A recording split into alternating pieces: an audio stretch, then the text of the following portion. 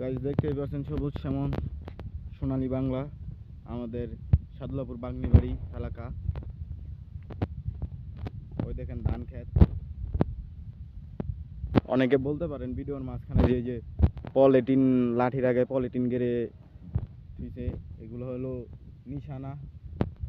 নিশানার কারণ হলো এই যে জায়গার ঘাস রাখ দেওয়া হয়েছে, এই ঘাস বড় হইলে গরুকে একটা নিয়ে খাওয়াবে, অন্য কেউ যাতে এই জায়গাতে ঘাস এটা না নেয়, এখান দিয়ে যাতে আসা চলা না করে, হাঁটা চলা না করে। হাঁটা চলা করলে যে ঘাস নষ্ট হয়ে যাব, গাছ যাতে ঠিক থাকে এই জন্য নিশান দিছে।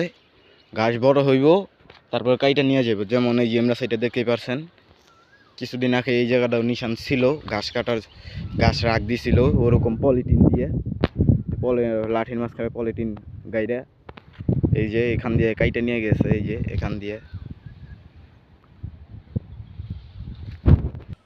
এখানে একটা কাঠবাগান গাছ আছে ছোট। আগে এই জায়গাটা পুরোটা কাঠবাগান গাছ ছিল, এখন কাইটা সব ধোয়া করে ফেলছে। ওই যে ওই জায়গায় কাঠবাগান গাছ ছিল, এখনো কিছু আছে, ওই যে দেখা যায় দূরে। এখানে একটা পুকুরও আছে গাইস, পুকুরটা খুব সুন্দর।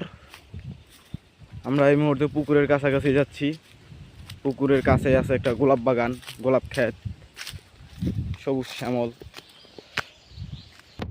ও যে ফুল ক্ষেত, জানি না ভিডিওতে দেখা যায় কি যায় না। ও যে দূরে রাধিম ফুল কাটতেছে সাদা শার্ট, আপনাদের সামনে গিয়ে দেখাই।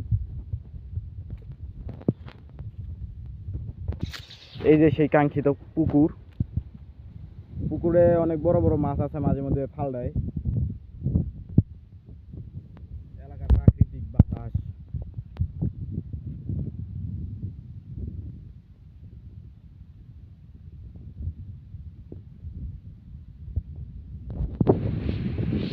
এখানে গরুকে খাওয়ানোর জন্য, গরুর জন্য ঘাস ক্ষেত করা হয়েছে, ঘাস বুনো হয়েছে। যারা গরু ছাগল পালেন আর কি, তারা এই গাছ দেখলে চিনবেন এগুলো কোন ধরনের গাছ। অ্যাটলিস্ট আমি জানি না এগুলো, গাছের এক এক নাম আছে। এই গাছের কি নাম এটা আমি জানি না। আর এখানে একটা পানি ফল গাছ আছে, পানি ফল গাছে পানি ফল ধরছে, এটাকে জামরুল বলে। এই যে রাধিমদিয়ার ফুল ক্ষেতের সামনে আমরা চলে আইছি। এই হলো সেই কাঙ্ক্ষিত ফুল বাগান, প্রাকৃতিক পরিবেশে গোলাপ ক্ষেত।